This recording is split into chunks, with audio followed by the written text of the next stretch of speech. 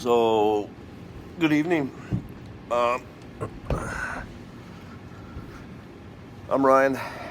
I am 100 days sober today, and it feels absolutely amazing. Thank God for that. Um, thank God for giving me the ability, the willingness, the strength to make the choice to die to myself. I mean, the day I overdosed, I really thought I had died.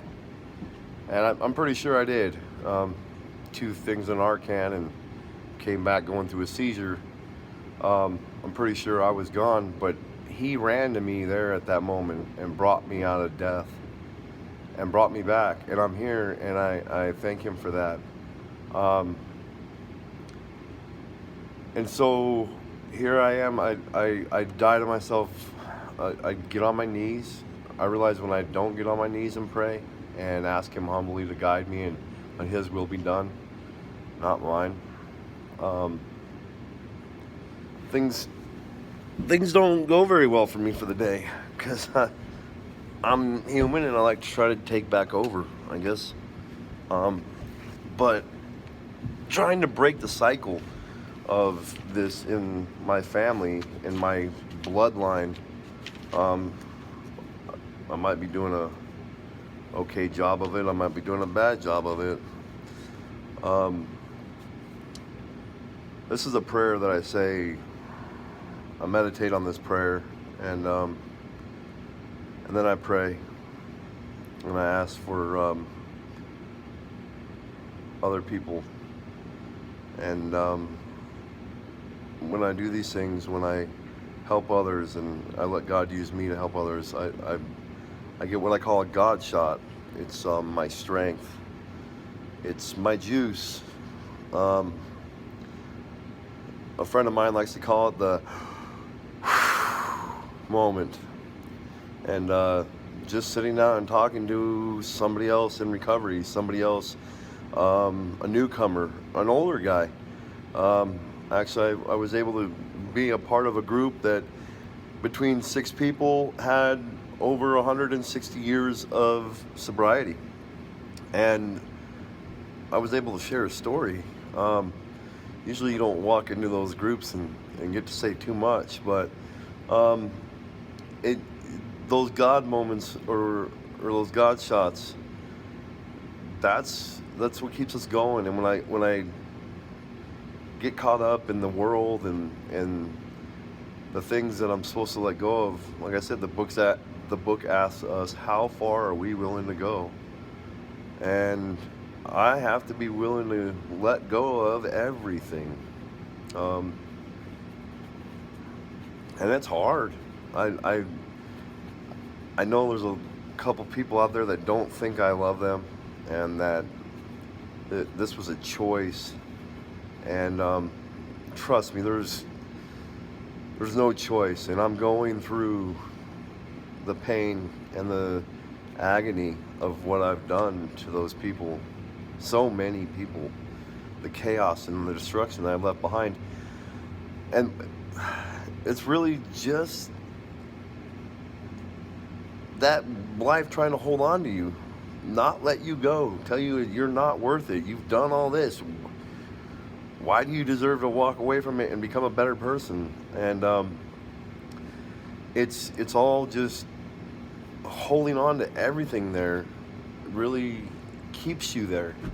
So I call that the rat cage.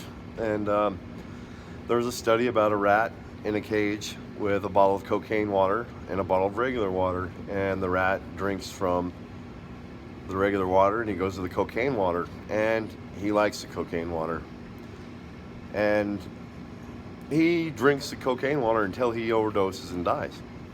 And they've done it with a couple different rats, and they overdose and die. So now they put an electrical pad in this cage right underneath the cocaine water, and the rat licks the cocaine water and stands on the electrical pad getting shocked and still drinks it until he dies in that cage. But if you put that a rat in a cage with a bunch of other rats, and male and female rats, because of course sex is part of the fun. And then tubes and balls and things to play with and tunnels to go through, and a bunch of, just a community of rats that are all in this community, and they put cocaine water in that cage and regular water. The rats will drink the cocaine water, but they will not return to it. They will drink the regular water and live a happy life in the other cage with the other rats in a peaceful, and they got things to do in that environment. So I look at the past 39 years of my life is that cage, and the things that I'm willing to take with me is the love for my children. I love them more than anything, and the love for my beautiful ex-wife, and she's done an excellent job raising those kids without me there, and all that is very painful for me to say. Those kids, they're excellent kids, and they've done a great job being raised without a dad, and I'm very proud of them. And it hurts. It hurts that this way of being raised was what took me away from them. And I go back to when I was raised, and I went through the family divorce, and me and mom, it was me, mom, and Whit versus the world, and we didn't have a lot of money, and access wasn't that great. We were right on the line, and keeping doctor's appointments was hard, and counseling appointments was hard, and with not doing those things as a child, you feel like you're not worth it. It builds into you that you don't need to go to the doctor. And eventually it turns into a thing that at 39 years old, I make doctor's appointments, and I have to have somebody tell me to go to the doctor, like actually cut me off at work and say, Ryan, you need to go to that doctor's appointment you made 2 weeks ago. I don't care for myself that way because I wasn't taught it as a kid.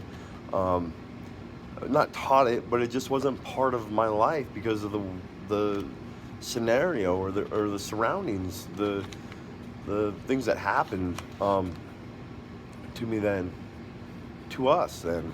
It happened to me and Whitney and mom and dad. He was an addict and going through his own. I mean, he's sick. I'm sick. My mom is sick. Whitney's a norm, kind of, and it's when you accept that those things are the base of this, that choice to change it. Now, if we want to talk about choice, yes, there is a choice to change it, and there is a choice to let all of that go and take the things you can from it, the love. This is not about love. I love those kids, and those kids love me. I know that.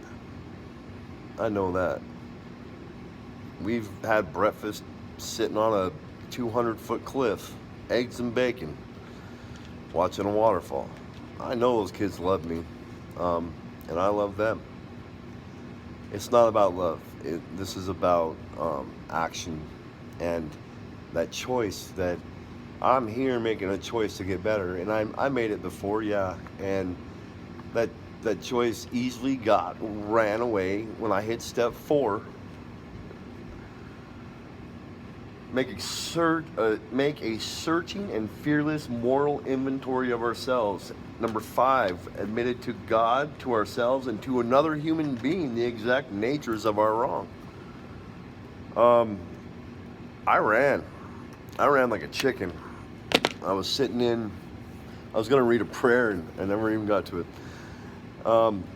This is totally not script, by the way. This is all off just top of the head. But I was in Arcadia, and I was going through my step work, and I had this old pipeline open up.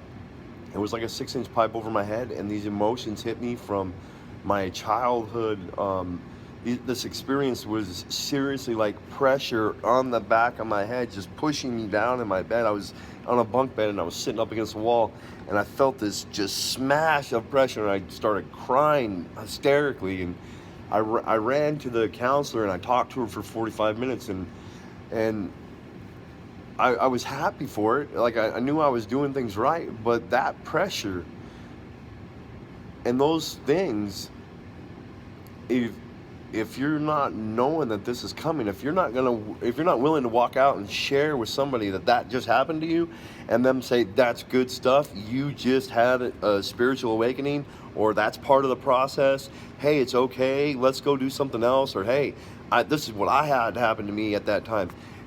That's why it's so important to be in this group, in these rooms with these people, so you know that it's okay to deal with those. Yes, you're gonna cry. Yes, you're gonna feel like shit. Yes, you're gonna go through pain that you've never wanted to dig back up.